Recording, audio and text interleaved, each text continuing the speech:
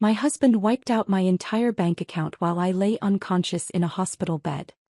He texted that he deserved it, after everything he'd done for me. I sent back a single thumbs up. And when I walked out of the hospital the next morning, I already knew exactly what I was going to do next. My husband wiped out our entire bank account on a Wednesday afternoon while I was in a coma. Not a regular sleep. A medically induced coma after a stroke that had killed me twice on the operating table. The doctors had to bring me back both times. Before we continue, I want to thank you for being here. If you believe that betrayal should have consequences and that survival makes you stronger, please consider subscribing. It's free and helps us reach more women who need to hear this. Now let's see how I fought back. I was 42 years old, lying unconscious in the ICU at Providence Hospital with tubes down my throat and a machine breathing for me. The neurologist had told my emergency contact, my sister Riley, not my husband, that the next 48 hours would determine if I'd survive, and if I did, whether I'd have permanent brain damage. That's when Caleb decided to clean out our savings. $73,000. Every penny I'd saved from 15 years of brutal work in commercial real estate. Money I'd earned showing properties on weekends, negotiating deals past midnight, building a career from nothing while my husband played artist and contributed exactly $0 to our household. I didn't know any of this until I woke up 36 hours later. Couldn't speak right. Couldn't move my right side. But I could read. One text message on my phone. From my husband. Not, "Thank God you're alive." Not, "I'm so sorry." Not, "I'm on my way." Just a screenshot of our bank account with a zero balance and a sentence that changed everything.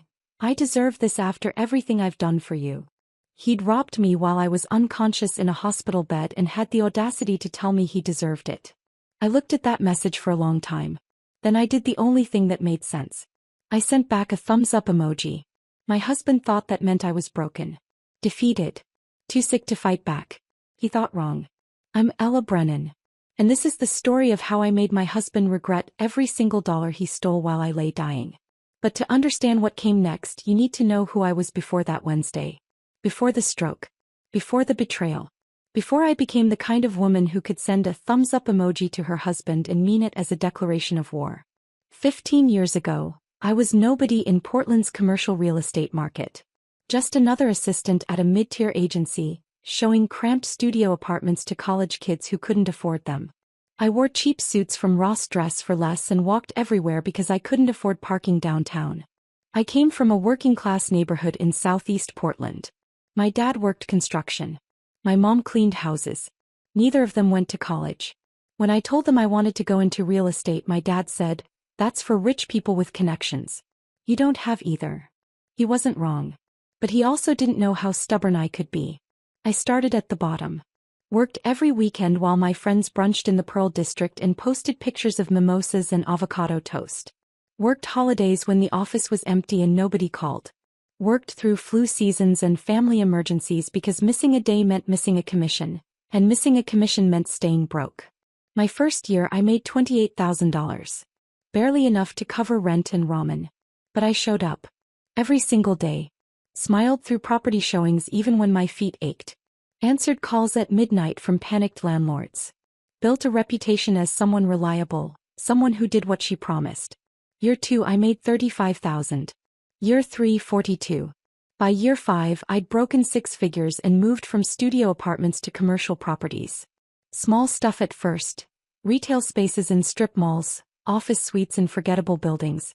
But each deal taught me something. How to read clients. How to negotiate.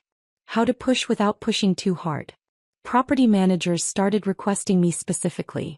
Small-time landlords recommended me to their friends. Word spread that Ella Brennan was sharp, dependable, and didn't waste anyone's time. By the time I turned 35, I was showing multi-million-dollar properties to developers and investors with serious capital. Mixed-use projects. Waterfront developments. The kind of deals where one commission could equal what I used to make in an entire year. I wasn't the best agent in Portland, but I was in the top tier. And I'd gotten there without connections, without a trust fund, without anything except work and more work and refusing to quit when things got hard. My commissions weren't just paychecks. They were proof. Proof that I could build something from nothing. Proof that hard work actually meant something. Proof that a girl from Southeast Portland with no advantages could make it. I saved aggressively. Lived in a modest one-bedroom condo in a neighborhood that hadn't gentrified yet. Drove a Honda Civic I'd bought used and maintained meticulously. Packed lunches instead of buying $15 salads downtown. While other agents at my firm leased luxury cars and took European vacations, I funneled every spare dollar into savings. $73,612. That's what I'd built by age 42. Every dollar represented something. A late-night contract negotiation. A difficult client I'd smiled through. A weekend I chose work over rest. A holiday I spent alone in the office. That money wasn't just savings. It was my security. My emergency fund. My proof that I'd made something of myself. My promise that I'd never be broke and scared again. And Caleb took all of it while I was dying. But I'm getting ahead of myself. I met Caleb Brennan 12 years ago at a gallery opening in the Pearl District. One of those pretentious First Thursday events where people who don't understand art pretend to while drinking cheap wine from plastic cups. I'd gone with a colleague who bailed after 20 minutes, leaving me stranded among abstract paintings that looked like expensive therapy sessions. I was about to leave when I saw him, standing in front of a canvas covered in aggressive red slashes, looking both proud and vulnerable in a way that made him magnetic. His paintings weren't good. Even I could tell that, and I knew nothing about art. But Caleb had this energy that drew people in. Like he needed protection from a world that didn't appreciate his genius. He approached me first. Asked what I thought of his work. Most people at those events lied and said everything was brilliant. I didn't. I said I didn't understand it but could feel the emotion behind it. He laughed. Said that was the best compliment he'd gotten all night. We talked for 3 hours. About art, about work, about what we wanted from life. He listened when I talked about difficult clients and impossible deadlines. Made me laugh about things that had stressed me out all week. When he looked at me, I felt like the only person in the room who mattered. I was 30, climbing fast in my career and lonely in ways I didn't want to admit. He was 32, charming, attentive, and made me feel like success didn't mean being alone forever. We dated for 8 months before getting married in a small ceremony at a garden venue in Southeast Portland. Just close friends and family. Simple flowers. A buffet instead of a sit-down dinner. Nothing fancy, but it felt real. I didn't mind that his art career was struggling. I made good money. He made me happy. That felt like a fair trade. In the beginning, Caleb handled everything at home. I'd come back from a 12-hour day and find dinner ready, the apartment clean, laundry done. He'd rub my shoulders while I vented about clients who changed their minds at the last second or deals that fell through. He called himself my support system.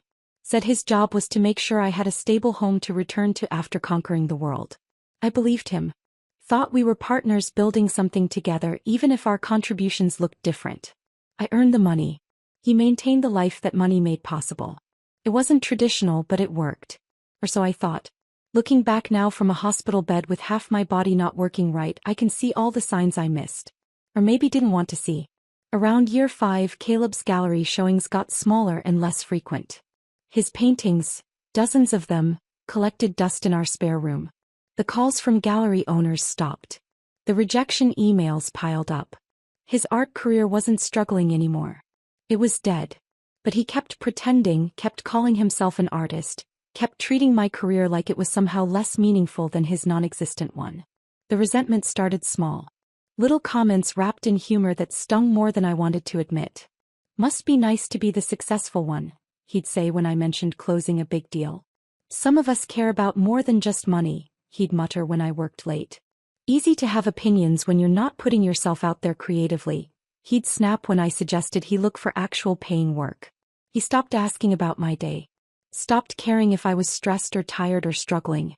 Started spending hours on his phone, angling the screen away whenever I walked into the room. He took weekend trips with friends I'd never met. Called them inspiration retreats. And came home vague about where he'd been and what he'd done. Got defensive if I asked too many questions. He opened a separate bank account without discussing it with me first. Said he needed it for his art supplies business. I never questioned it. Never asked to see statements. Never wondered why an artist who wasn't selling paintings needed a business account. I was too tired to interrogate every small change. Too focused on the next deal, the next commission, the next client. I told myself it was normal. Couples evolve. People need space. Marriage isn't perfect. I was working 80-hour weeks. Traveling for property tours. Negotiating contracts past midnight.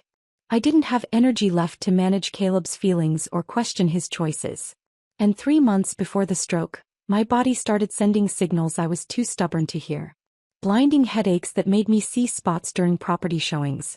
Strange numbness in my right arm that I blamed on sleeping wrong. Tightness in my chest I convinced myself was just anxiety about a difficult client. I'd pop Advil, chug coffee and push through with a professional smile. Just stress, I told myself.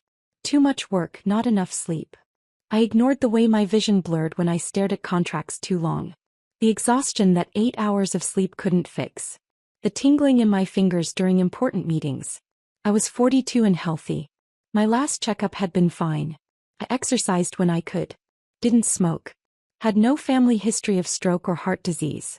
So when my body screamed that something was catastrophically wrong, I turned up the volume on work and pretended not to hear. I had a major deal closing. A waterfront development project worth $2 million. The commission alone would max out my retirement contributions for the year and then some. I couldn't afford to be sick. Couldn't afford to slow down. Couldn't afford to admit my body was failing. That decision almost killed me. But before the stroke, before the betrayal, before everything fell apart, I was Ella Brennan. Successful. Independent.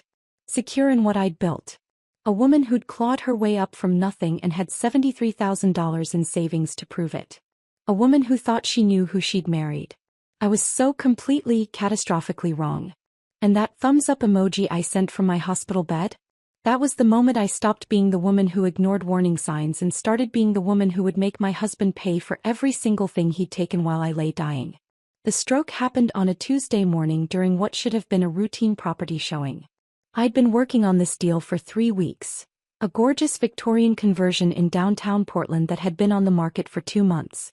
Beautiful bones, original crown molding, hardwood floors that gleamed in the morning light.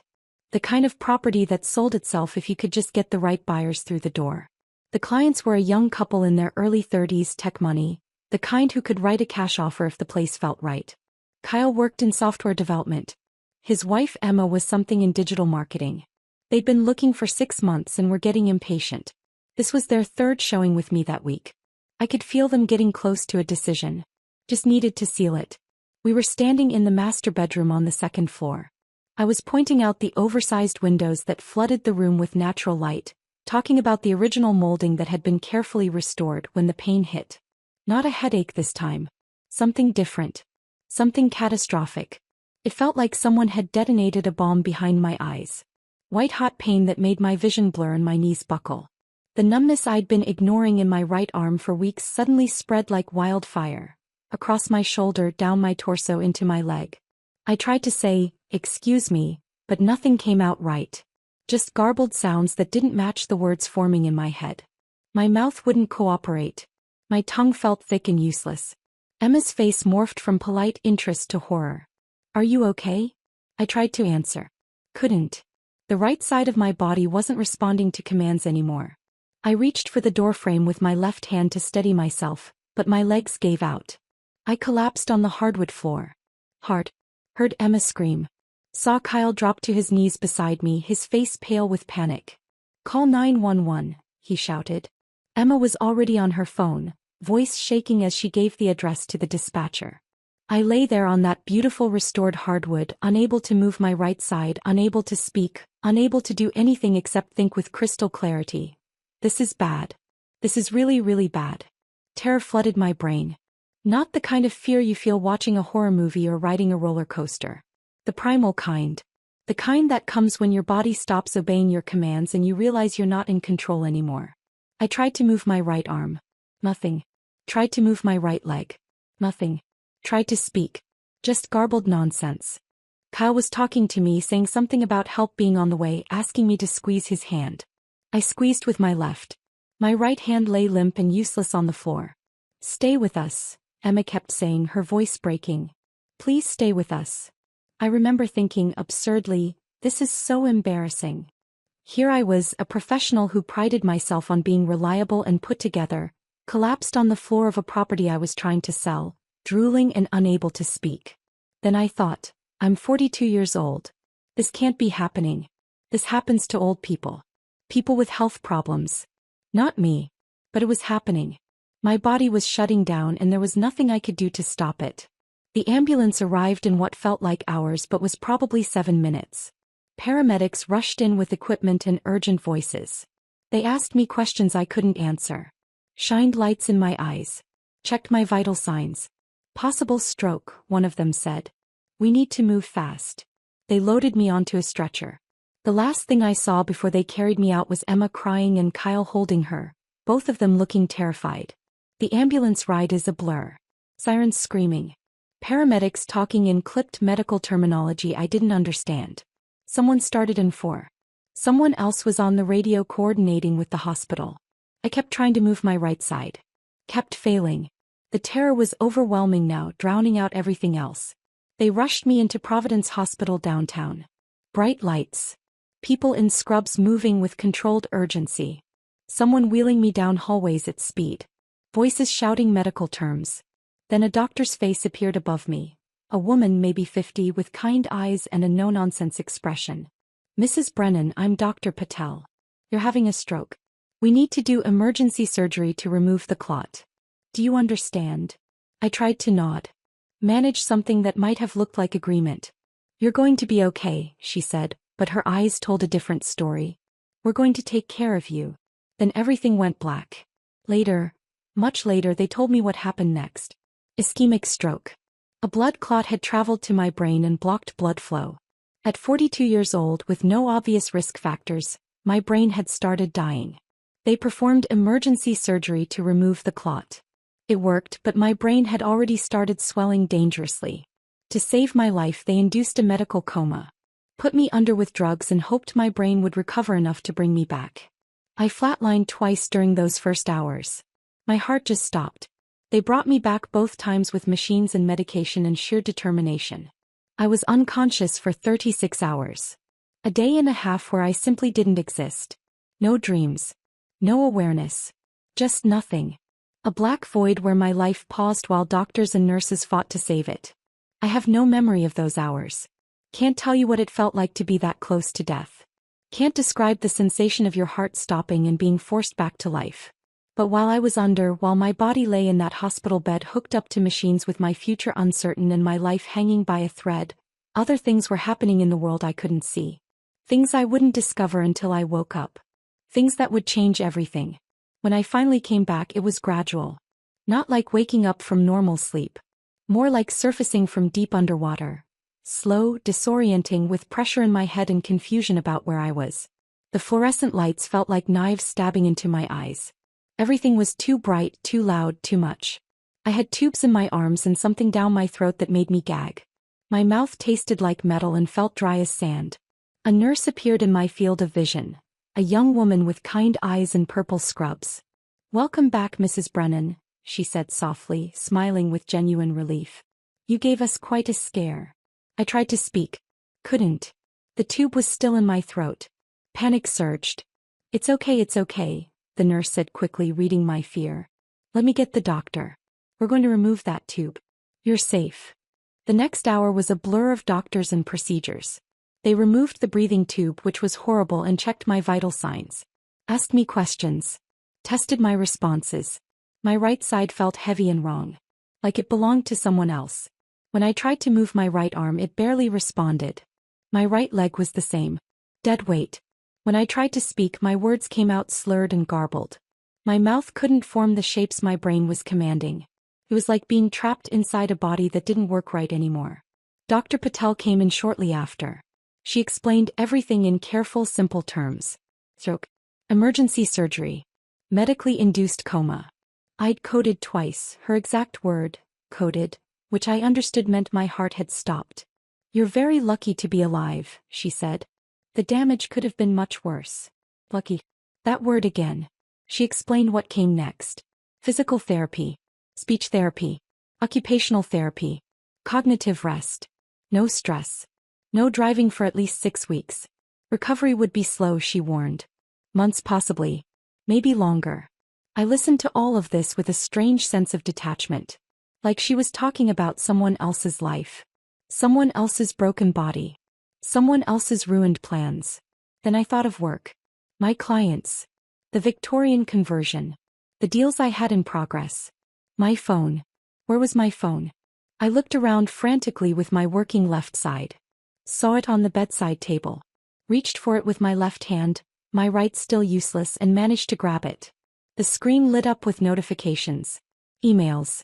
Texts. Missed calls. And one message that made my blood run cold despite the warmth of the hospital room. From Caleb. Not, "Are you okay?" Not, "Where are you?" Not, "The hospital called and I'm on my way." Just a screenshot. Our joint bank account. The one where all my commissions went.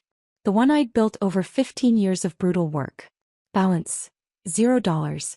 Below it, one sentence. "I deserve this after everything I've done for you." I stared at that screen, my still foggy brain struggling to process what I was seeing. $73,612. Gone. Every penny. Every commission. Every sacrifice. Erased. He'd done it while I was unconscious. I was dying. While doctors were shocking my heart back to life. My husband had robbed me. Not in anger during a fight.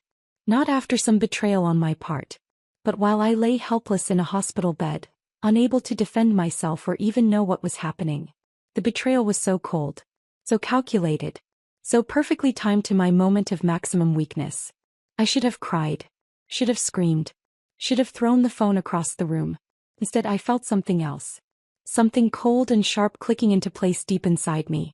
My left hand was trembling as I pulled up the keyboard. Typed one character. Hit send. A thumbs up emoji. That was all. No words. No questions. No accusations. Just that one little symbol. Caleb probably thought it meant I was too weak to fight. Too damaged to care. Maybe even too brain injured to understand what he'd done. He thought wrong. That thumbs up wasn't acceptance. It wasn't surrender. It was a declaration. War had just been declared. And I was going to win. I stared at that thumbs up emoji on my phone screen for a long time after I sent it. Watched the little delivered notification appear underneath. Then read. Caleb was seeing it right now. Probably confused. Maybe relieved. Definitely not understanding what it actually meant. Good. A nurse came in to check my vitals. Asked how I was feeling. I told her fine, which was a lie. My head pounded. My right side felt like dead weight. Every word I spoke came out slightly wrong, my mouth struggling to form sounds my brain commanded. But I was alive. And I was planning. The next 2 days in the hospital passed in a haze of physical therapy sessions, speech exercises, and doctor consultations. They had me squeeze stress balls with my weak right hand. Practice walking with a cane. Repeat simple phrases until my words came out clearer. I cooperated with everything. Smiled at the nurses. Thanked the doctors. Pretended to be a grateful patient focused on recovery. But my mind was somewhere else entirely. Running through finances. Replaying conversations. Building a strategy. On the morning of my discharge, Dr. Patel came in with a clipboard and a concerned expression. "Mrs. Brennan, you're making remarkable progress," she said. "But I need you to understand how serious this is. You had a major stroke. Your brain needs time to heal. That means rest. No stress. No work for at least 6 weeks." "I understand," I said, my words still slightly slurred but functional. "You'll need someone at home to help you," she continued. "At least for the first week or two. Simple tasks are going to be challenging. Cooking, cleaning, even getting dressed. Is your husband able to take time off work to care for you?" Something cold settled in my chest. "Yes," I lied. "He's already arranged it." Dr. Patel smiled with relief. "Good. That's important. You shouldn't be alone." She handed me a stack of discharge papers and prescriptions. "These are your medications. Anti-clotting agents, blood pressure management. Take them exactly as prescribed. And this," she handed me a card, "is information about support groups for stroke survivors. I highly recommend attending once you're feeling stronger." I took everything with my left hand, my right still too weak to be useful. "Thank you. Someone picking you up?" "My husband," I said smoothly. "He should be here soon." Another lie. Easier than the first. Dr. Patel left. A nurse brought me my clothes. The ones I'd been wearing during the property showing, now cleaned and folded. Getting dressed was humiliating. I couldn't button my shirt with one working hand. Couldn't tie my shoes. The nurse helped without comment, professional and kind. They brought me a cane. Standard issue hospital cane, aluminum with a rubber grip. I hated it immediately. Hated what it represented. But I needed it. My right leg wasn't strong enough to support my full weight yet. "Your husband here?" the nurse asked, checking her watch. "He's just parking," I said. "I'll meet him downstairs." She looked uncertain but nodded. "Hey. Take care of yourself, Mrs. Brennan." The moment she left, I grabbed my phone with my left hand and called the one person I trusted completely. Riley picked up on the second ring. "Ella. I need a favor," I said quietly, watching the door. "Anything." No hesitation. "That's Riley. I need a place to stay. And I need you not to tell Caleb I'm out." Silence. Then, "He doesn't know you're being discharged?"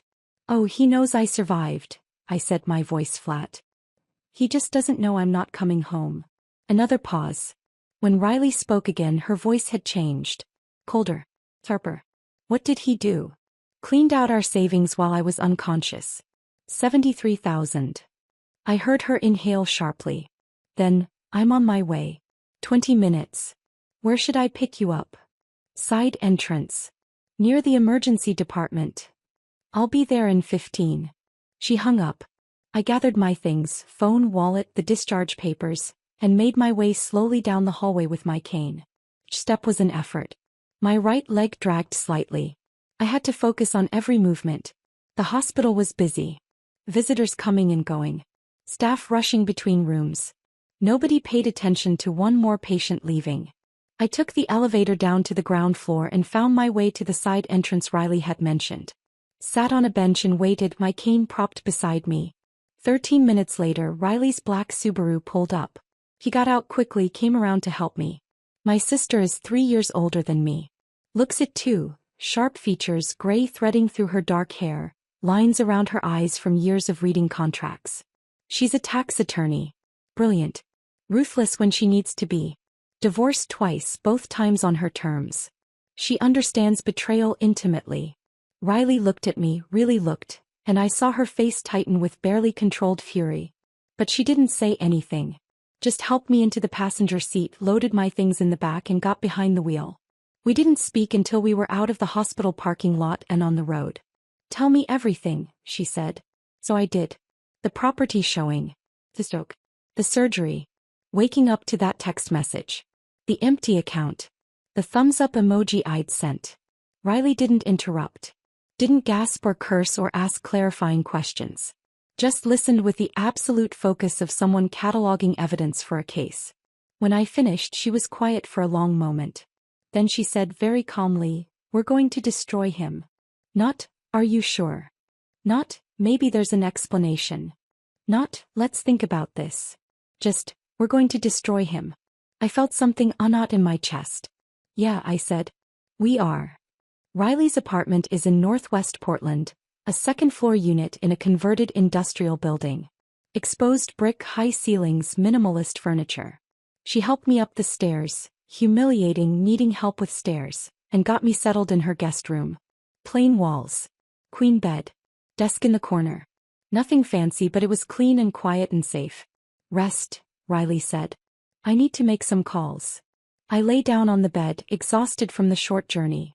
My body was weak in ways I'd never experienced. Simple movements required concentration. But my mind was sharp. Clearer than it had been in months. Maybe years. I stared at the ceiling and replayed 12 years of marriage. Looked for the signs I'd missed. The patterns I'd ignored. Caleb's sudden interest in our finances 3 years ago. How he'd started asking questions about my accounts, my investments, my retirement funds. I'd thought he was finally taking an interest in our future. Now I saw it differently. He'd been mapping territory. Figuring out what was accessible and what wasn't. His insistence that I add him to my investment accounts, in case something happens. For security, he'd said. So he could handle things if I was ever incapacitated. I'd refused. Those accounts were mine. Built before marriage. Kept separate intentionally. He'd seemed hurt but dropped it. Now I understood. That had been a test. Seeing how far he could push. And 6 months ago, his suggestion that we refinance my condo. Free up equity for renovations, he'd said. The kitchen needed updating. The bathroom could use work. I'd said no. The condo was mine. Bought before we married. Paid for with my money. I wasn't refinancing it. He'd gotten angry. Said I didn't trust him. That I treated our marriage like a business transaction instead of a partnership. We'd fought. He'd sulked for days. Eventually I'd apologized just to end the tension. Now I saw that too for what it was. Another test. Another boundary check. He'd been planning this. Maybe for months. Maybe longer. And the moment I collapsed during that property showing, the moment I became vulnerable and helpless, he'd executed his plan. That first night at Riley's I didn't sleep. Couldn't. My body was exhausted but my mind wouldn't stop. I lay in that guest bed using my left hand to scroll through old text messages, old emails, looking for evidence of what I'd missed. Riley came in around midnight with chamomile tea. You should sleep, she said. Can't. She sat on the edge of the bed. Tomorrow we start building your case. But tonight you need rest. He's been planning this, I said. For months. Maybe years. I keep thinking, how did I not see it? Because you trusted him, Riley said simply. That's not a character flaw, Ella. That's what you're supposed to do in a marriage. I was an idiot. No. He was a thief. There's a difference. My phone buzzed on the nightstand. Another text from Caleb. Where are you? The hospital said you were discharged. I showed Riley. She read it and shook her head. Don't respond, she said. Let him panic. Another buzz. Oh, I'm worried. Please call me. Then another. This is ridiculous. We need to talk about this. I watched them accumulate. Watched his tone shift from confused to concerned to frustrated. He doesn't know where I am, I said. Good. Keep it that way. Another text. You can't just disappear. I have rights too. Riley read that one and actually laughed. Cold and sharp. Rights. He stole $73,000 while you were dying and he's talking about rights. She stood up. Get some sleep. Tomorrow we figure out exactly how much damage he's done. Then we figure out how to return the favor. She left, closing the door quietly behind her. I lay there in the dark, my phone buzzing periodically with new messages from Caleb that I didn't read. For the first time since the stroke, I felt something other than fear or pain or exhaustion. I felt focused. Caleb had taken advantage of my vulnerability. Thought I'd be too weak or too damaged or too grateful to be alive to fight back. He was about to learn exactly how wrong he was. The next morning, Riley left early for her office. Said she had some calls to make, some favors to collect. I spent the morning doing the physical therapy exercises the hospital had given me. Squeezing a stress ball with my weak right hand. Practicing balance by standing on one foot. Walking the length of Riley's apartment with my cane, trying to build strength back into my right leg. Every movement was exhausting. Every small task a reminder of what the stroke had taken from me. But I kept going. Because if I was going to fight Caleb, I needed to be strong enough to do it. Around noon, I heard Riley's key in the lock. She came through the door carrying a banker's box, the kind offices use for storing files. It looked ordinary enough, but something about the way she was holding it made my stomach tighten. You're not going to like this, she said, setting the box on the dining table between us. I sat down slowly, my right leg still unsteady. Show me. Riley opened the box and started pulling out papers. Bank statements. Credit reports. Transaction histories. Business filings. Page after page of financial documents printed on standard office paper. I called in some favors, Riley said, spreading everything out methodically. Tax attorneys have connections at banks, credit bureaus, business registration offices. I pulled everything I could find with Caleb's name on it. She arranged the papers into separate piles, creating a timeline. I watched her work with that precise attorney focus, organizing chaos into evidence. This, she said, tapping a document, is a business account opened 14 months ago. Brennan Creative Studios. Listed owners are Caleb Brennan and Ella Brennan. I leaned forward, reading the paperwork. I never signed this. I know. That's fraud. He opened it using your information without consent. Riley pulled out a highlighter and marked several lines. And look at these transactions. I followed her finger across the page.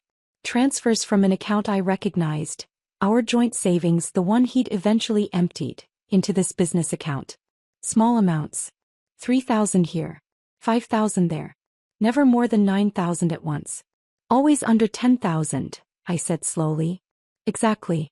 Banks have to report transactions over $10,000 to federal authorities. He knew that. He was being careful. Staying just under the reporting threshold. Riley pulled out more statements, all marked with similar highlighted transactions. This has been going on for over a year. My hands started shaking. How much total? Riley met my eyes. From what I can track. Almost $89,000. The room tilted. I gripped the edge of the table with my left hand to steady myself. 89,000. On top of the 73 he'd stolen while I was unconscious. Over $160,000 total. He's been planning this for over a year, I said, my voice barely above a whisper. At least. Probably longer.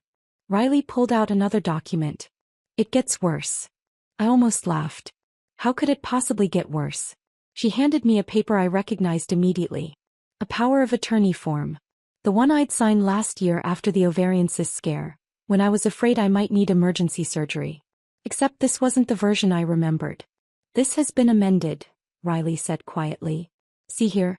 Financial authority. Investment accounts. Real estate decisions. The version you signed was medical only. This one gives him control over everything. I stared at my signature at the bottom of the page. Looked right. The loops and curves matched my handwriting perfectly. I didn't sign this version, I said. I know. I compared it to documents I personally witnessed you sign. Contracts from when I helped you buy that investment property 3 years ago. It's a forgery. A really good one, but still a forgery. Riley spread out more papers. Bank statements from my investment portfolio. A line of credit I'd never authorized. He used that forged POA to take out $70,000 against your investments, she explained. Cash withdrawals over the past 6 months. Small amounts like everything else. Always staying under the radar. I felt sick. Physically sick. My stomach churned and my head pounded, and for a moment I thought I might actually throw up right there at Riley's dining table. He practiced my signature, I said.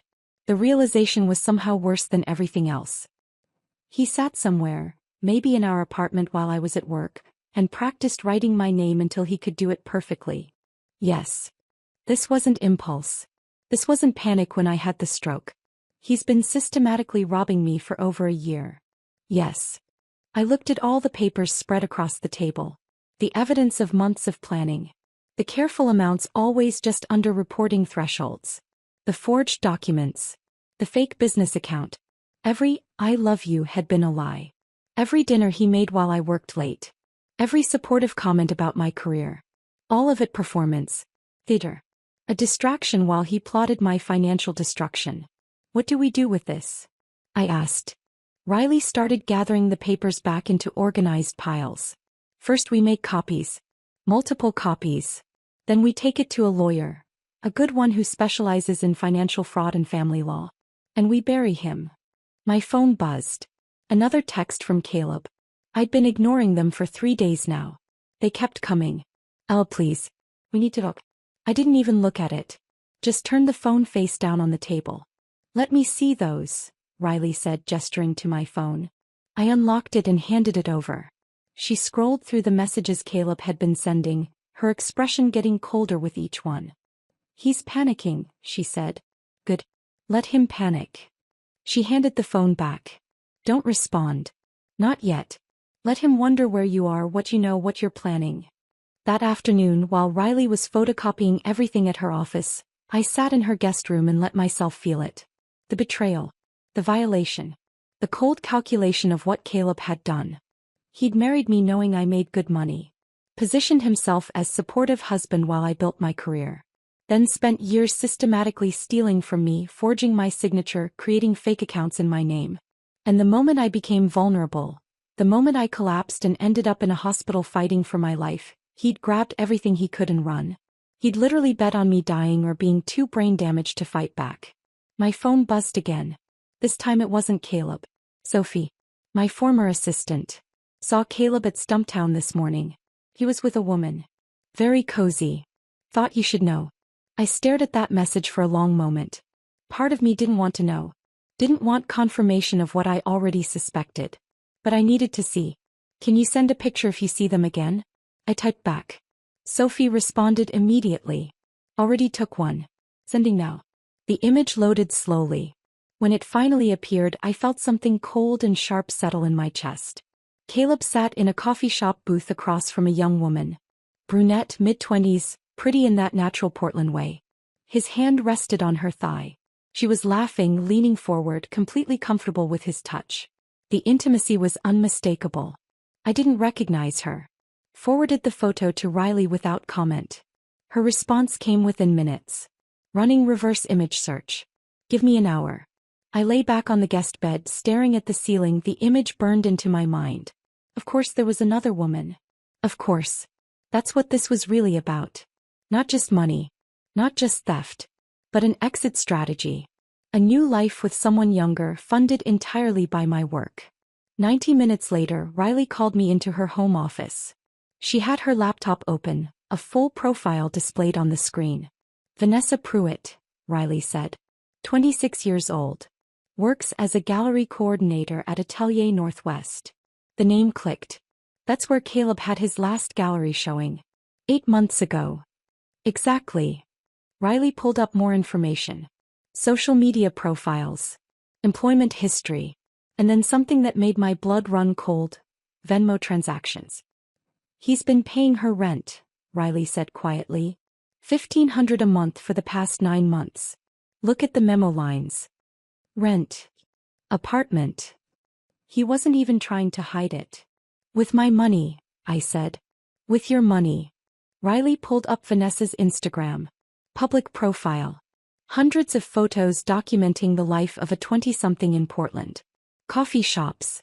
Art galleries. Hiking trails. Wine bars. And in the background of those photos, if you looked carefully, was Caleb. A figure barely visible in a shot from Mount Tabor 3 months ago. A reflection in a mirror during a gallery opening. A man's hand, wearing that distinctive turquoise ring Caleb always wore, holding a wine glass at a restaurant. They'd been hiding in plain sight. Documenting their relationship for anyone who bothered to look closely enough. Riley scrolled further. Weekend trips to Cannon Beach. Seattle. A long weekend in San Francisco 6 weeks ago. Right when Caleb had told me he was going on an inspiration retreat alone. Then Riley stopped on one particular photo. Posted 2 weeks ago. Vanessa holding up a set of keys, huge smile on her face, caption reading, New chapter. Downtown loft, here I come. The location tag showed a luxury building in the Pearl District. I clicked through to the building's website. Studios starting at $2,800. 1 bedrooms at $3,400. Gallery coordinators don't make that kind of money, Riley said. No, I agreed. They don't. We sat in silence for a moment, both of us understanding what this meant. He was planning to leave you, Riley said finally. Take the money, move in with her, start fresh. The stroke interrupted his timeline, I said, the pieces finally clicking into place. When I collapsed, he panicked. Thought I might die or be permanently disabled. So he grabbed everything he could while I was unconscious. But you survived. But I survived, I repeated. And now he's stuck. Can't move forward with Vanessa without money. Can't explain where the money went. Can't find me to manipulate me into forgiving him. Riley turned to look at me.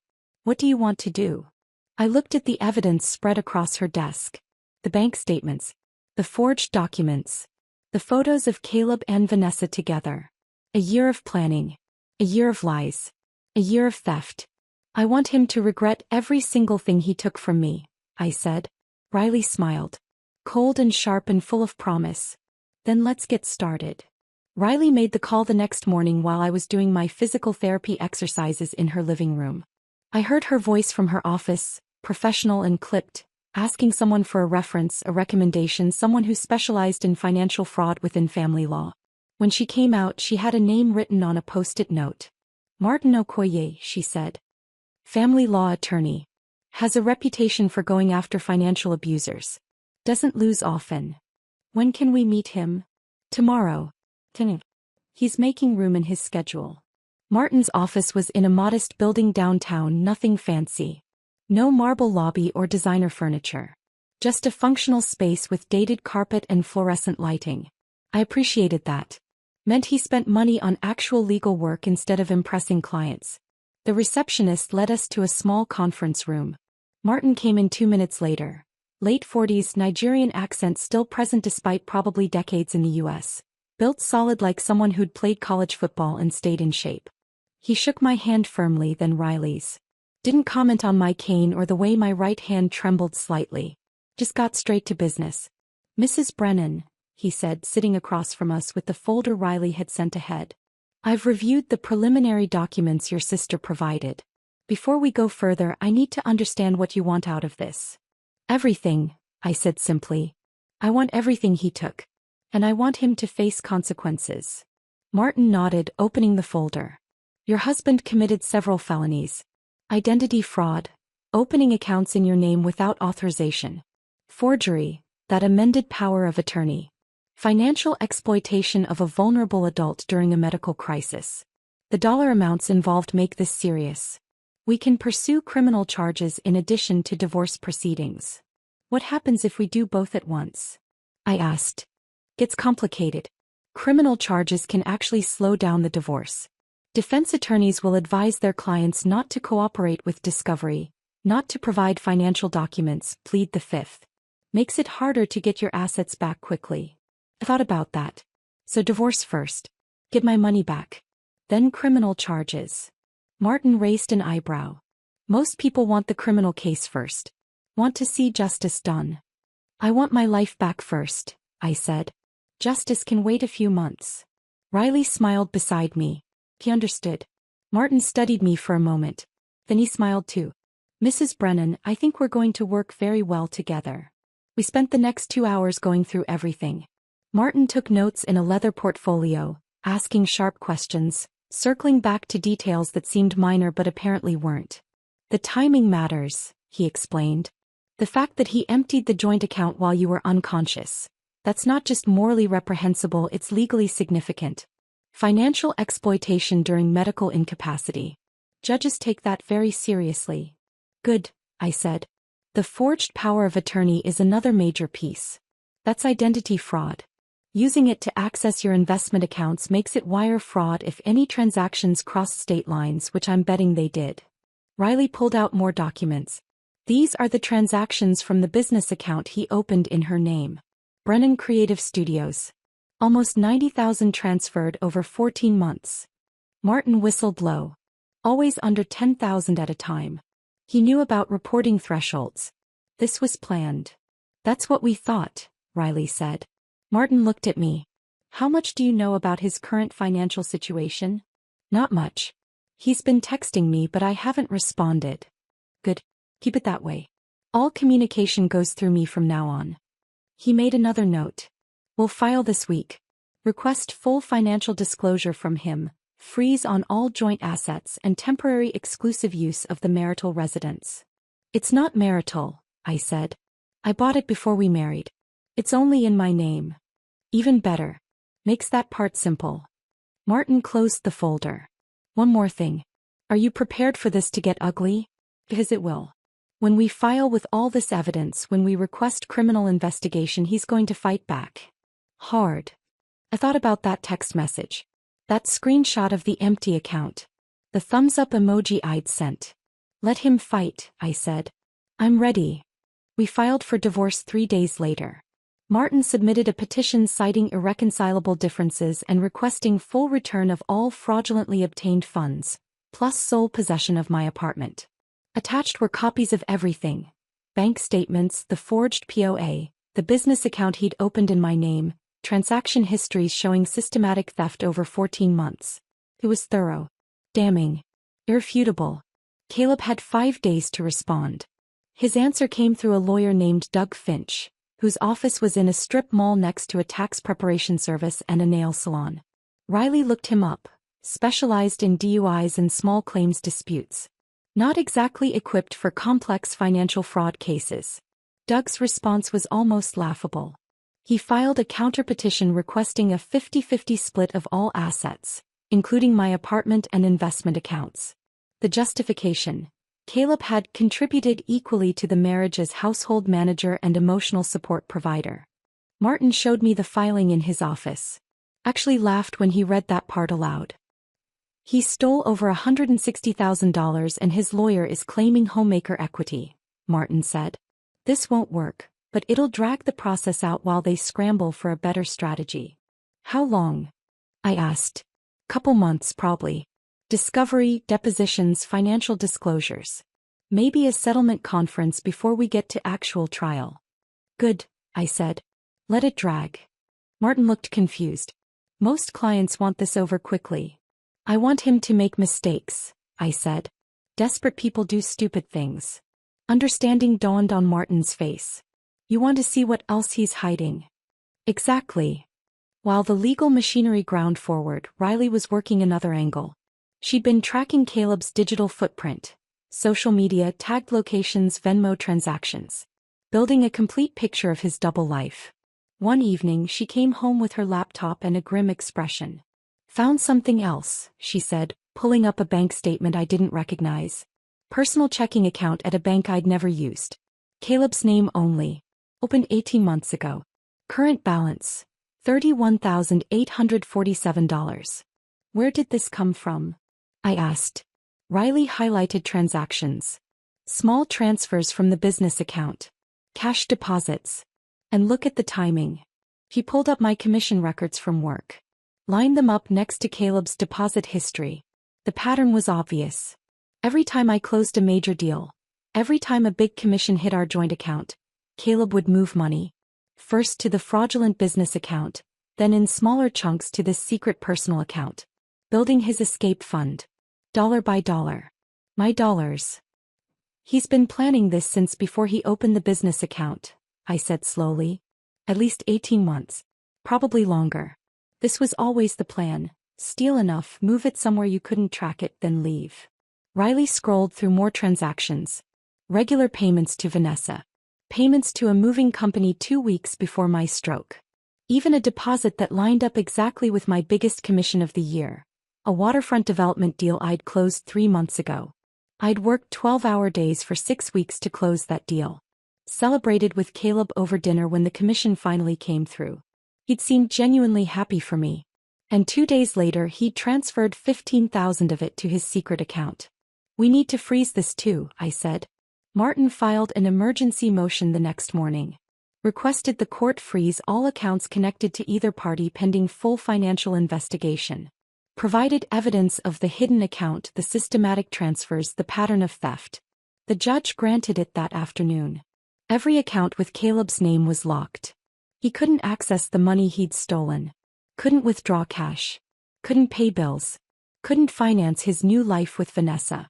I found out how completely trapped he was 2 days later when Sophie texted me. Just saw Caleb at Fred Meyer. His card got declined at checkout. He looked like he was going to cry. I showed Riley.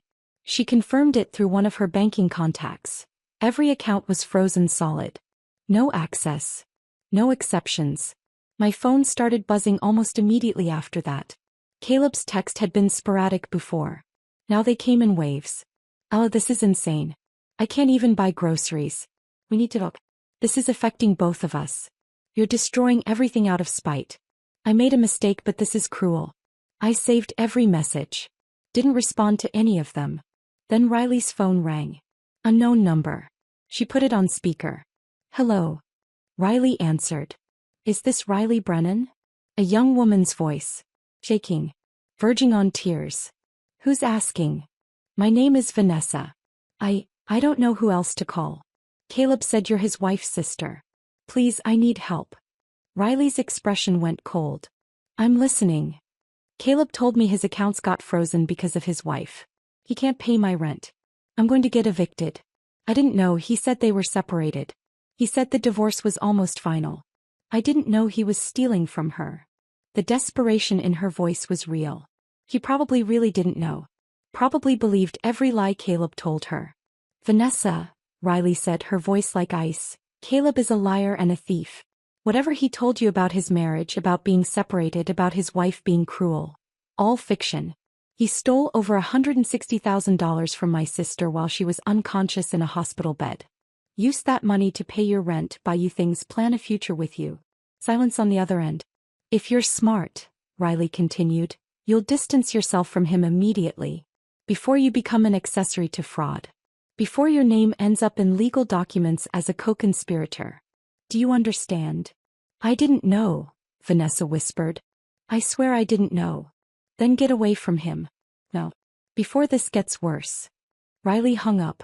We sat in silence for a moment. Then I started laughing. Couldn't help it. The sound came out harsh and cold but felt good. He can't pay her rent, I said. He's trapped. No money. No escape. No girlfriend. And it's only going to get worse, Riley said. Wait until discovery starts. Wait until he has to produce every financial document, explain every transaction, justify every lie. My phone buzzed again. Another text from Caleb. Please, Ella. Just talk to me. 5 minutes. That's all I'm asking. I turned the phone face down without reading the rest. He's panicking, I said. Good, Riley replied. Let him panic. Let him scramble. Let him realize exactly how badly he messed up. For the first time since the stroke, since waking up to that empty account and that cold text message, I felt something close to satisfaction. Caleb had taken advantage of my vulnerability. Thought I'd be too weak or too damaged or too grateful to be alive to fight back. He was learning exactly how wrong he'd been. And we were just getting started. 6 weeks after the stroke, we had our first major court hearing. By then I'd regained most of my physical strength. My speech was back to normal. No more slurring, no more struggling to find words. The tremor in my right hand only showed up when I was exhausted. I could walk without the cane if I concentrated, but Martin had been clear about strategy. Bring the cane, he'd said during our prep session the day before. You don't have to lean on it but carry it. Visual reminder of what happened to you. Of what he did while you were vulnerable. I understood. This wasn't just about facts and documents. It was about optics. About making sure the judge saw me as a victim who'd fought back, not just another angry spouse in a contentious divorce. That morning I stood in front of Riley's bathroom mirror and dressed carefully. Navy blue suit. The same one I'd worn to close a $2 million waterfront development deal the year before. Back then it had been armor against difficult clients and tough negotiations. Now it was armor against my husband. I pulled my hair back in a neat bun. Minimal makeup. Small pearl earrings my mother had given me years ago. Professional. Put together.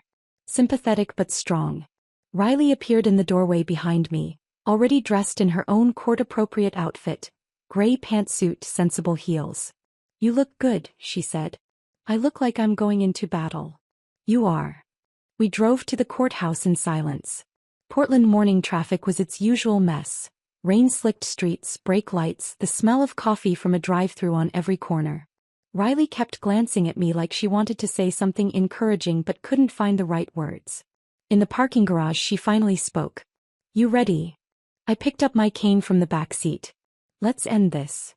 The courthouse was downtown, an older building with marble floors and high ceilings that made every sound echo. We went through security, found the right courtroom and sat on a bench outside to wait. Martin showed up 10 minutes later, briefcase in hand, looking calm and professional. Judge Torres is fair, he said, sitting beside us. Doesn't tolerate games. Doesn't like people who take advantage of vulnerable spouses. This should go well. Should, I repeated. Will, Martin corrected. The evidence is overwhelming. But let me do the talking. Answer questions directly if the judge asks you something, but don't volunteer information. And whatever you do, don't react to anything Caleb or his lawyer says. I nodded. At exactly 10 a.m. the bailiff called us in. The courtroom was smaller than I'd expected. Maybe 30 feet across, with wooden benches that looked like church pews and fluorescent lighting that made everything feel stark and official. Judge Angela Torres was already at the bench. A woman in her 50s with short gray hair and reading glasses perched on her nose. She looked up as we entered, her expression neutral but her eyes sharp. Caleb was already there, sitting at the opposite table with Doug Finch. He looked terrible. Like he hadn't slept in days. Wearing jeans and a blazer that didn't quite match, his hair uncombed, dark circles under his eyes. He looked at me when I walked in. I didn't look back. Just walked to our table with my cane clicking on the floor, sat down and kept my eyes forward. Judge Torres shuffled papers for a moment. Then she spoke. This is a hearing regarding the petition for divorce filed by Ella Brennan against Caleb Brennan, with motions for asset freeze, exclusive possession of marital residence, and return of fraudulently obtained funds. She looked up. I've reviewed the filings from both parties.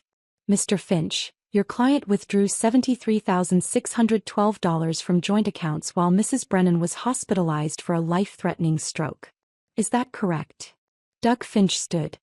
He was younger than I'd expected, maybe mid-30s, wearing a suit that looked off the rack and slightly too big.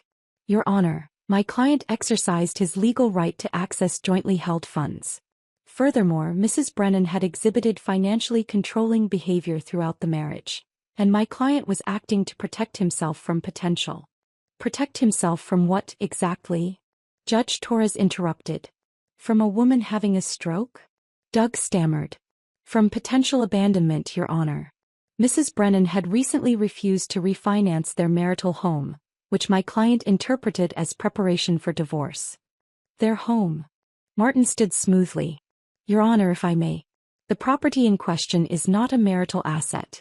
Mrs. Brennan purchased that condominium before the marriage, has paid the mortgage exclusively from premarital accounts, and Mr. Brennan has no legal claim to it whatsoever. Judge Torres turned her attention to Caleb. Mr. Brennan, were you aware your wife was in the hospital when you withdrew these funds? Caleb whispered something to Doug. Doug leaned down, listened, then straightened. Yes, Your Honor, but my client was under extreme emotional stress. I didn't ask about his emotional state, Judge Torres said. I asked if he knew she was in the hospital. She looked directly at Caleb. Mr. Brennan, answer the question yourself, please. Caleb stood slowly. Yes, Your Honor. Did you visit your wife in the hospital? Silence. Judge Torres repeated the question, slower this time.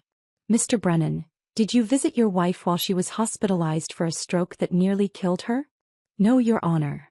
But you did access her bank accounts during that time? Yes. Judge Torres removed her glasses and set them on the bench. Looked at Caleb with an expression that could only be described as contempt. Let me make sure I understand the timeline here. Your wife of 12 years collapsed during a property showing. Was airlifted to the hospital. Underwent emergency brain surgery. Was placed in a medically induced coma. And during this time you didn't visit her. Didn't check on her condition. But you did withdraw over $70,000 from your joint accounts while she was unconscious and unable to consent or even be aware of the transaction. It wasn't a question. It was a statement of fact that sounded damning when said out loud in a courtroom. Your Honor, if I may, Doug tried to interject. Judge Torres held up her hand. You may not. I'm still trying to understand how your client's attorney expects me to believe this was anything other than financial exploitation of a medically vulnerable spouse. She put her glasses back on and looked at the documents in front of her. I'm ordering an immediate freeze on all accounts connected to either party pending further investigation and discovery. This includes the joint savings account, the business account opened in Mrs. Brennan's name without her authorization, and any personal accounts held by Mr. Brennan. Doug started to object. Judge Torres cut him off with a look. Additionally, Mrs. Brennan is granted temporary exclusive possession of the marital residence. Mr. Brennan, you have 72 hours to remove your personal belongings. A police escort can be arranged if necessary. Your Honor, that's my client's home, Doug protested. No, counselor. It's Mrs. Brennan's home. She purchased it before the marriage. It's titled in her name only. Your client has been living there as a guest, essentially. That guest status is now revoked. Judge Torres made a note on her paperwork. Furthermore, I'm ordering full financial disclosure from both parties. Bank statements, investment accounts, credit cards, loan documents. Everything. I want a complete picture of the marital finances before we proceed. She looked at Caleb again. And Mr. Brennan, I strongly suggest you cooperate fully. Withdrawing tens of thousands of dollars while your spouse is medically incapacitated strikes me as unconscionable. Your client is fortunate I'm not recommending criminal charges at this time. She banged her gavel once. Next hearing in 30 days. Discovery to be completed before then. We're adjourned. Everyone stood as Judge Torres left through the door behind the bench. The moment she was gone, I let out a breath I didn't know I'd been holding. Martin gathered his papers, looking satisfied. That went exactly as well as I'd hoped. Across the aisle, Doug was talking urgently to Caleb in a low voice. Caleb's face was pale, his hands shaking. As we filed out, he tried to catch my eye. Tried to approach. I walked past him without acknowledgement. My cane clicked on the marble floor. Riley walked beside me, her hand on my elbow, protective. Outside the courtroom, in the echoing hallway with its high ceilings and afternoon light coming through tall windows, Martin turned to us. Judge Torres clearly sees through his story, he said. The fact that he didn't visit you in the hospital but did access your bank accounts, that's damning. And the tone she used? She's already made up her mind about his character. What happens now? I asked. Discovery. We get access to everything, all his accounts, all his transactions, all his communications. And he has to provide it. If he refuses or hides anything, he's in contempt of court. Riley smiled. He's trapped. Completely, Martin agreed. He can't access the stolen money. Can't hide it. Can't move it. And in 30 days, we're back in front of Judge Torres with a complete financial picture. Then we negotiate settlement or proceed to trial. We walked out of the courthouse into gray Portland drizzle. Riley offered to drive me back to her place, but I shook my head. Can we go somewhere else? I asked. I don't want to go home yet. We ended up at a coffee shop near the waterfront. Sat in a corner booth with overpriced lattes and watched rain streak the windows. You did great in there, Riley said. Calm, composed, didn't react when Caleb tried to get your attention. Didn't feel great. What do you mean? I wrapped my hands around my coffee cup. We won. Judge gave us everything we asked for. But I feel empty. Martin had left after the hearing. Other clients, other cases, but Riley stayed. She looked at me with understanding. This is just the first step, she said gently. It's not supposed to feel like victory yet. Then what's it supposed to feel like? Progress. Movement. The beginning of getting your life back. She reached across the table, squeezed my hand. You're doing the right thing. I wanted to believe her. Wanted to feel confident in the path I'd chosen. The legal battle, the asset freeze, the systematic dismantling of Caleb's life. But sitting in that coffee shop watching rain and strangers pass by, I felt something else. Something uncomfortable. Doubt. Not about whether Caleb deserved this. He did. He'd stolen from me while I was dying. He'd planned it for over a year. He'd built a secret life with another woman using my money. But I kept thinking about the girl I'd been 15 years ago.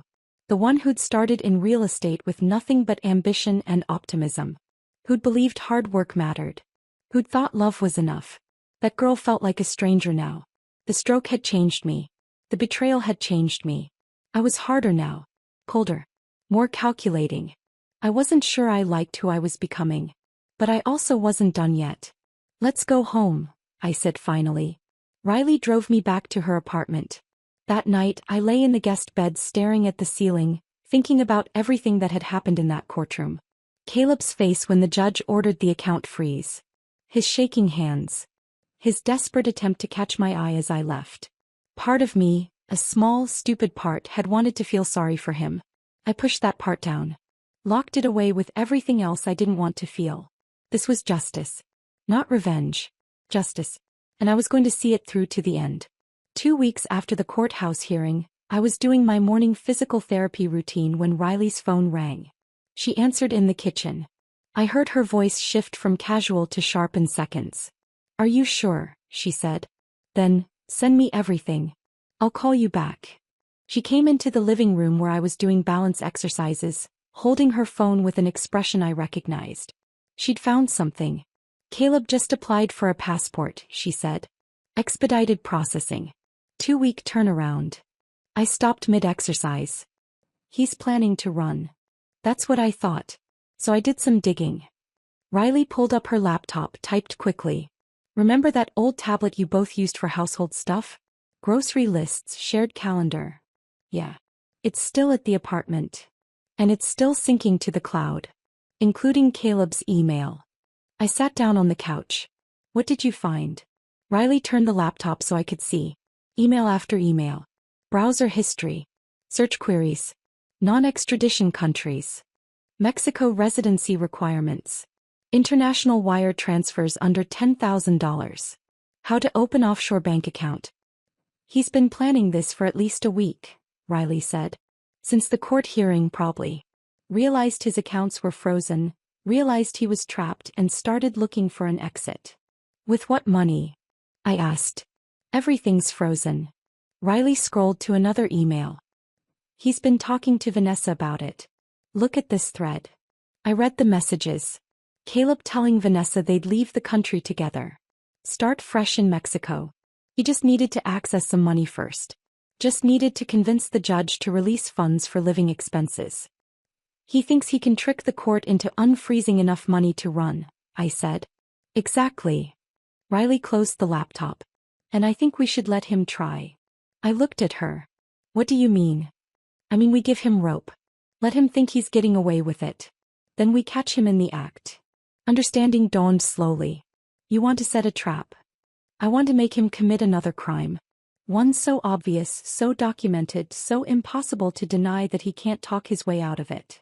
Riley pulled out her phone, started texting. I'm calling Martin. We need to move fast. We met with Martin that afternoon at his office. Laid out the plan.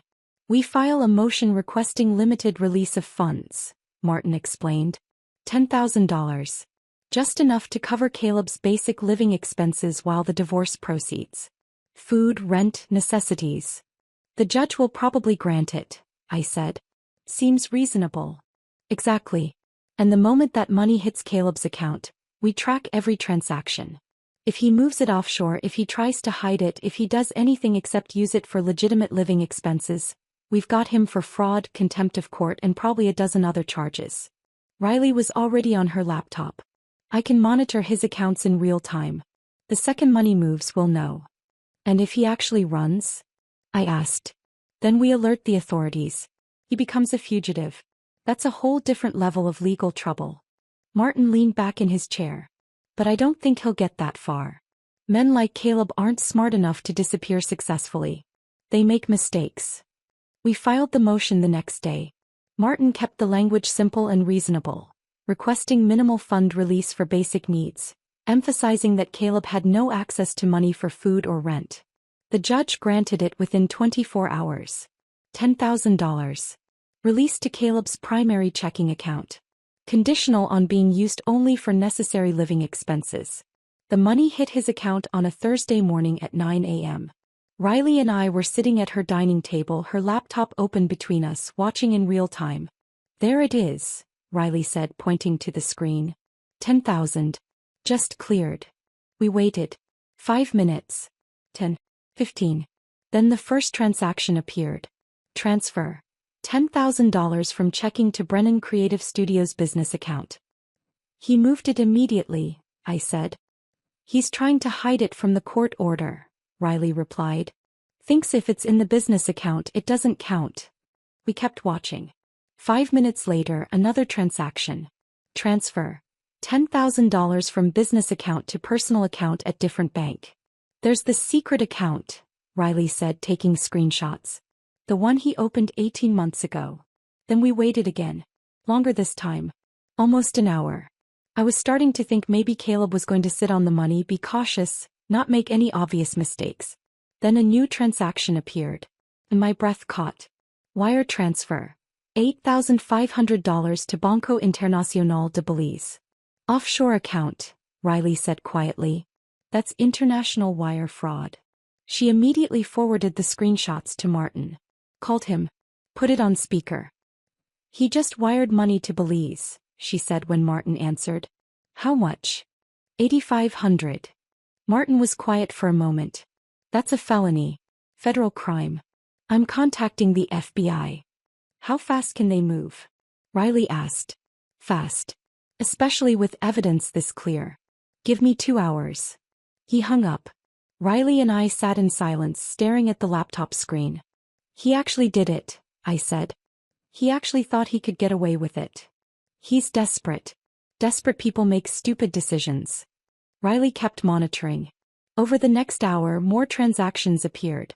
Caleb had booked flights. 2 tickets to Cabo San Lucas, departing in 3 days. Hotel reservation at a beachfront resort. Even a rental car. He's planning to run, Riley said. Get to Mexico, then somehow access the offshore account from there. Will he be able to? Probably not. These things are complicated. But he doesn't know that. He's panicking and grabbing at anything that looks like escape. Martin called back 2 hours later. FBI is involved. They've issued a warrant. They're going to arrest him at the airport before he boards. When? I asked. His flight is Saturday morning at noon. They'll take him at the gate. I want to be there, I said suddenly. Riley looked at me. You sure? I need to see it. Need to see him realize he's actually trapped. Martin hesitated on the phone. It's not standard, but you're not interfering. Just watching. I don't see why not. Saturday morning, Riley and I drove to PDX Airport. Parked in the garage with a view of the departure terminal entrance. We sat in her car drinking coffee from a drive-thru, watching travelers come and go with their luggage and their normal lives. At 11:47 a.m. I saw them. Caleb and Vanessa walking through the automatic doors. Each pulling a suitcase. Vanessa looked excited. Young, pretty, dressed for vacation in a sundress and sandals despite it being December. She was laughing at something Caleb said. Caleb looked nervous. Kept scanning the crowd. Like he sensed something wrong but couldn't identify what. Then I saw the agents. 2 men in dark suits walking with purpose through the terminal. Professional. Efficient. Moving straight toward Caleb and Vanessa. They approached. Showed badges. I couldn't hear what they said from the car, but I saw Caleb's face change. Saw the color drain from his skin. Saw his mouth open in protest or excuse or denial. Vanessa looked confused. Started asking questions, her voice rising. One of the agents said something to her. She stepped back. They handcuffed Caleb right there in the middle of the departure terminal. Travelers stopped and stared. Some pulled out phones to record. A small crowd formed. Vanessa was crying now. Full sobbing. Asking Caleb what was happening, what he'd done, why he'd lied to her. The agents led Caleb toward an exit. He was saying something, probably trying to explain, to justify, to make this seem like a misunderstanding. Vanessa collapsed onto a nearby bench, face in her hands, shoulders shaking. I watched all of this from Riley's car with a strange sense of detachment. Like I was watching a movie instead of the destruction of my husband's life. You okay? Riley asked quietly. I don't know, I said honestly. We sat there for another few minutes. Watched Vanessa eventually pull herself together and walk back out of the terminal, dragging her suitcase behind her, mascara streaked down her face. Then Riley started the car. Let's go home. We drove back to her apartment in silence. I kept replaying the moment Caleb's face changed. The moment he realized he'd been caught. That evening my phone rang. Unknown number. I almost sent it to voicemail, but something made me answer. Hello. Is this Ella? A woman's voice. Young. Thick with tears. Vanessa. This is she. I didn't know. The words came out in a rush, desperate and pleading. I swear to God I didn't know he was stealing from you. He told me you were separated. That the divorce was almost final. That you'd been controlling and cruel for years. I never would have. She broke down crying. I sat on Riley's couch, phone pressed to my ear, listening to this 26-year-old girl sob. Part of me wanted to feel sorry for her. She'd believed a liar. Trusted the wrong person. Made bad choices based on incomplete information. But another part, the part that had been forged in betrayal and nearly dying in a hospital bed, felt nothing but cold clarity. Vanessa, I said quietly. Did Caleb ever pay for anything himself? Dinners, trips, your rent. Silence. Then small. No. He said his money was tied up in art investments. That it would be liquid soon. It was my money, I said. All of it. Every dinner you ate. Every trip you took. Every month of rent he paid for your apartment. That was money he stole from me while I was working 80-hour weeks to support him. While I was having a stroke and nearly dying. More crying. I'm so sorry, Vanessa whispered. I didn't know. What do I do now? I thought about that. What was the right answer? What did someone in her position need to hear? You move on, I said finally. You find someone honest. You learn from this. And you never, ever trust someone who badmouths their spouse to justify why they're starting something with you. That's always a red flag. I feel so stupid. You were lied to. That's not the same as being stupid. She was quiet for a moment. Are you going to press charges against me? The FBI agent said I might be in trouble too. Did you know about the fraud? The stolen money? The offshore accounts? No. I swear I didn't. Then you're probably fine. But distance yourself from Caleb. Immediately. Don't take his calls. Don't visit him. Don't try to help him. He'll drag you down with him if you let him. Okay, she said, voice small. Thank you. I don't deserve. I hung up before she could finish. Set the phone down on Riley's coffee table and stared at it. Riley came out of her bedroom. That was her. Yeah. What did she say? That she didn't know. That he lied to her. That she's sorry. Do you believe her? I thought about it. Yeah. I do. She's just a kid who made bad choices. Riley sat beside me. You were kind to her. Was I? I wasn't sure. The conversation had felt cold. Distant. Like talking to someone through glass. Kinder than I would have been, Riley said. We sat in silence for a while. Then Riley turned on the TV, some mindless cooking show, and we watched without really watching. My phone buzzed once more that night. A text from Martin. Caleb's been charged. Federal custody. Bail hearing Monday. You don't need to attend if you don't want to. I typed back, I'll be there. Because I needed to see this through. All of it. Every step. Even the parts that didn't feel like victory. The bail hearing on Monday was anticlimactic. Caleb's public defender, a tired-looking woman in her 30s with a briefcase held together by duct tape, argued for release on his own recognizance. Martin countered with evidence of flight risk. The offshore account, the Mexico flights, the passport application. The judge denied bail. Caleb would stay in federal custody until trial. I watched from the gallery as they let him out in handcuffs. He looked broken. Smaller somehow. Like the reality of what he'd done was finally sinking in. He tried to look at me one last time. I didn't give him the satisfaction. Just stood up and walked out with Riley and Martin. The divorce finalized 3 months later. By then, Caleb's federal charges were resolved through a plea deal. His public defender had convinced him fighting was pointless. The evidence was overwhelming. Forged documents. Fraudulent wire transfers. International banking violations. He was looking at potential prison time if convicted on all counts. The plea deal gave him probation instead. 5 years. Full restitution of every stolen dollar. $162,000 total, to be paid in monthly installments he'd probably spend the rest of his life working off. Permanent criminal record. And a restraining order keeping him at least 500 feet from me at all times. Martin had been merciless in the divorce settlement.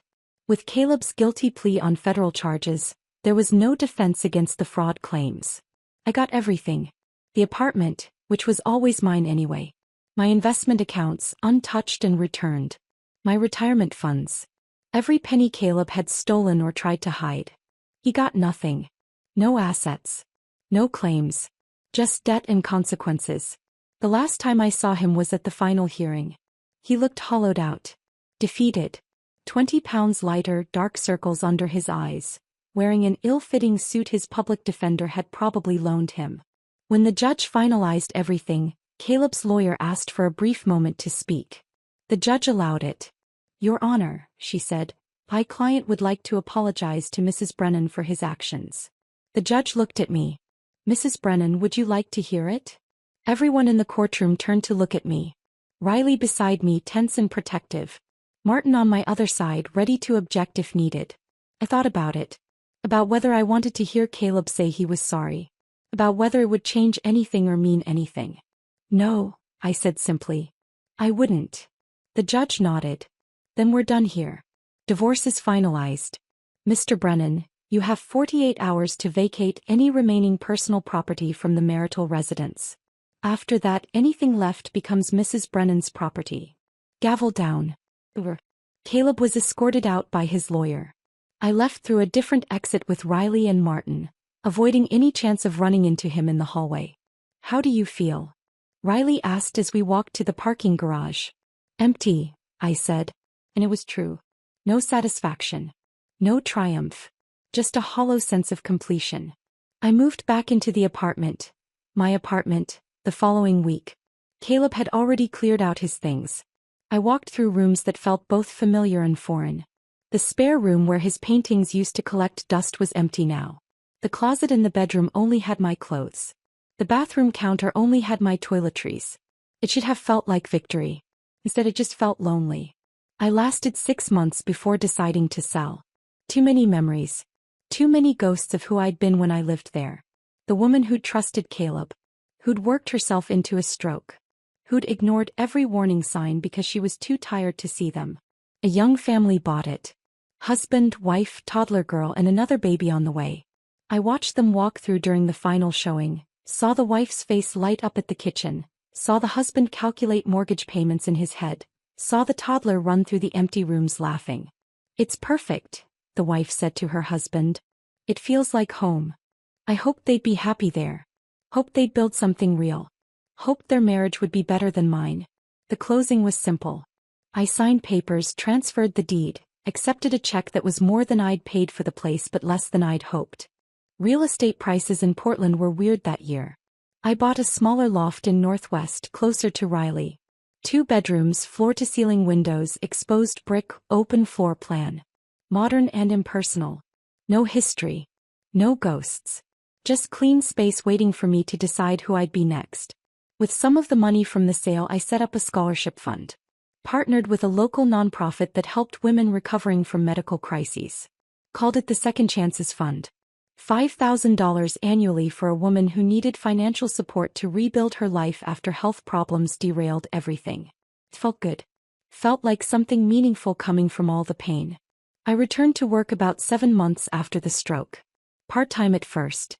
My boss, Patricia, who'd run the real estate firm for 20 years, welcomed me back with genuine warmth and zero pressure.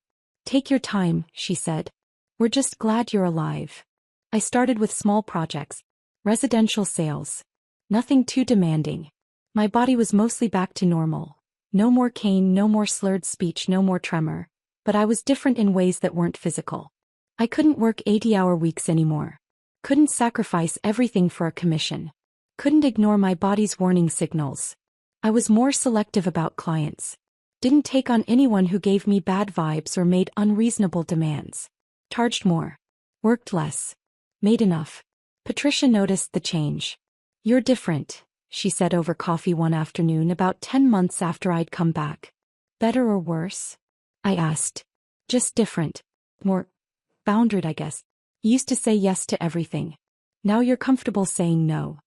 "The stroke taught me something," I said. "Life's too short to waste on people who drain you." Patricia smiled.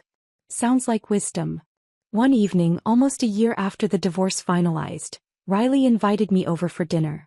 Just the 2 of us. Pasta and wine and the comfortable silence of people who'd been through war together. We were halfway through the meal when she asked, "Do you ever think about forgiving him?" I set down my fork. The question hung in the air between us. Did I? Could I? "I don't think about him at all anymore," I said honestly. "Forgiveness feels like it requires me to care. And I just don't." "That's not the same as healing," Riley said gently. "I know." I took a sip of wine. "But maybe healing doesn't mean forgiveness. Maybe it just means moving forward without carrying the weight of what happened." Riley considered that. "Are you happy?" The question surprised me. "I'm different," I said after a moment. "The stroke changed me. The betrayal changed me. I'm harder now. Less trusting. More cynical about people's motives." "That's not what I asked." I looked at my sister. Really looked at her. The woman who'd given me sanctuary when I had nowhere else to go. Who'd used her legal connections to help me fight back. Who'd sat with me through physical therapy and depositions and endless court hearings. Who'd never asked for anything in return. "I'm free," I said finally. "And right now that's close enough to happy." Riley smiled. Raised her wine glass. "To freedom." I clinked my glass against hers. "To freedom." That night, back in my loft, I stood in front of the bathroom mirror and studied my reflection. 43 years old. Lines around my eyes that hadn't been there 2 years ago. A hardness in my gaze that didn't exist before the stroke. Gray threading through my dark hair that I hadn't bothered to color. But there was also something else. Strength. Resilience. A quiet confidence that came from surviving something that should have destroyed me. I thought about the woman I'd been before the stroke. Before the betrayal. Ambitious, optimistic, believing hard work and love were enough. That woman felt like a stranger now. The stroke had burned her away. The betrayal had finished the job. What remained was someone harder. Colder. More calculating. I wasn't sure I liked who I'd become. But I also wasn't sure I had a choice. Sometimes people ask if I'm still angry at Caleb. I tell them the truth, I'm not. Anger is exhausting. I spent enough energy on him. What I feel now is clarity. He thought my stroke was his opportunity. Thought my vulnerability made me weak. Made me an easy target. Gave him permission to take everything I'd built. He was wrong. That thumbs up emoji I sent from the hospital bed, the one he probably interpreted as acceptance or maybe even brain damage, wasn't surrender. It was a declaration. I see you. I know what you did. And I'm coming. Some betrayals break you. Shatter you into pieces you can't put back together. Some betrayals wake something else. Something cold and calculating. Something that doesn't scream or cry or beg. Something that plans. Documents. Waits. Caleb thought he was taking everything from me while I lay unconscious and helpless. Instead, he gave me something I didn't know I had. Proof that I'm stronger than I ever knew. Proof that I can survive anything. Proof that underestimating me is a catastrophic mistake. The stroke nearly killed me. Should have killed me according to the doctors. The betrayal nearly broke me. Should have broken me according to anyone who knew the full story. But I'm still here. Sharper. Wiser. Free. And sometimes, not always but sometimes, late at night when I can't sleep I think about that moment in the hospital. Waking up to that text message. That screenshot of an empty account. Those 7 words that changed everything. I deserve this after everything I've done for you. And I think about my response. That single thumbs up emoji. The best revenge isn't fire and fury. Isn't screaming or crying or making scenes. It's ice-cold strategy. Patient justice. Letting someone dig their own grave while you document every shovelful of dirt. Caleb thought he'd won. Thought he'd gotten away with it. Thought I'd be too weak or too damaged to fight back. He couldn't have been more wrong. Game on, that emoji said. And I already won. If this story of cold calculation and perfect justice had you hooked from that first text message, smash that like button right now. My favorite part was when Ella sent that single thumbs up emoji from her hospital bed, knowing it wasn't acceptance but a declaration of war. What was your favorite moment? Drop it in the comments below. Don't miss more thrilling revenge stories like this. Subscribe and hit that notification bell so you're always first to see what happens when betrayal meets consequences.